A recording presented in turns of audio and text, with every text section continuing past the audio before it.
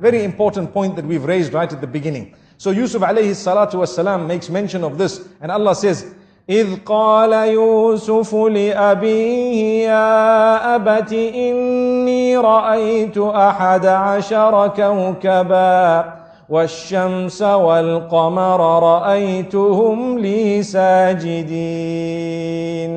He says, oh my father, I have seen 11 stars, the sun and the moon, prostrate to me in my dream. The father interpreted dreams. He was a Nabi of Allah, and immediately he knew that there is something going to happen. This child, Allah is going to elevate him. But the father chose to speak in a different way to the child.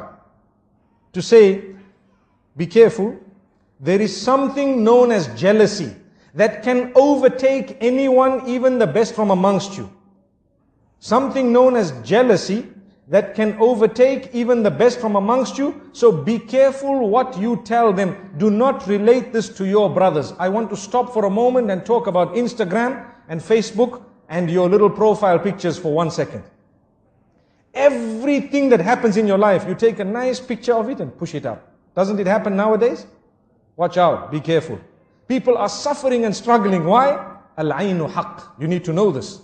The evil eye is the truth. The hadith says, you are inviting people to have the evil eye on you. Look what I ate. Wallahi, I've seen people's profiles. Every meal, they change the picture. Why? Because I had turkey. Wow. Did you have turkey? They say, I had this lasagna. And you need to know how to pronounce it as well, and how to spell it as well.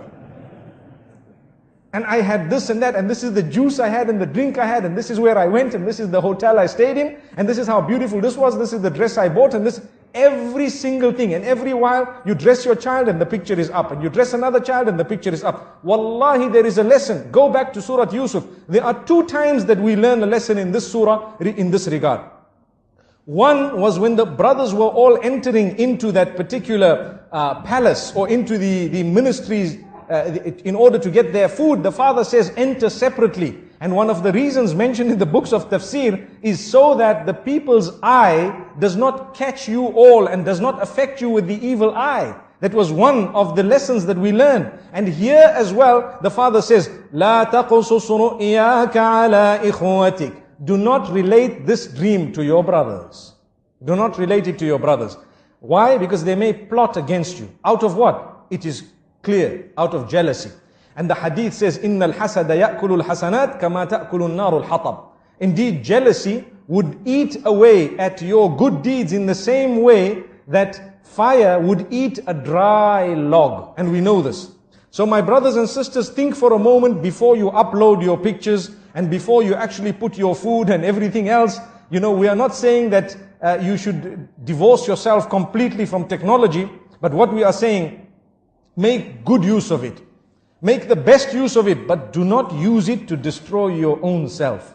You can tell genuine people sometimes some goodness you've been in, but it does not have to be everything. Because let me be honest, you send 1, 2, 3, 10 pictures, and some people who see it are wishing for it all their lives, working towards it, and you have it with so much ease.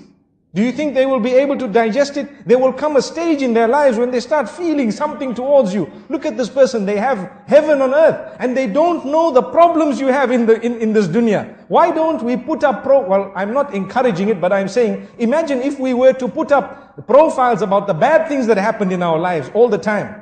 We would be living in gloom and doom. But man is such by nature, he wants a good picture of himself out. He wants a good picture, everyone.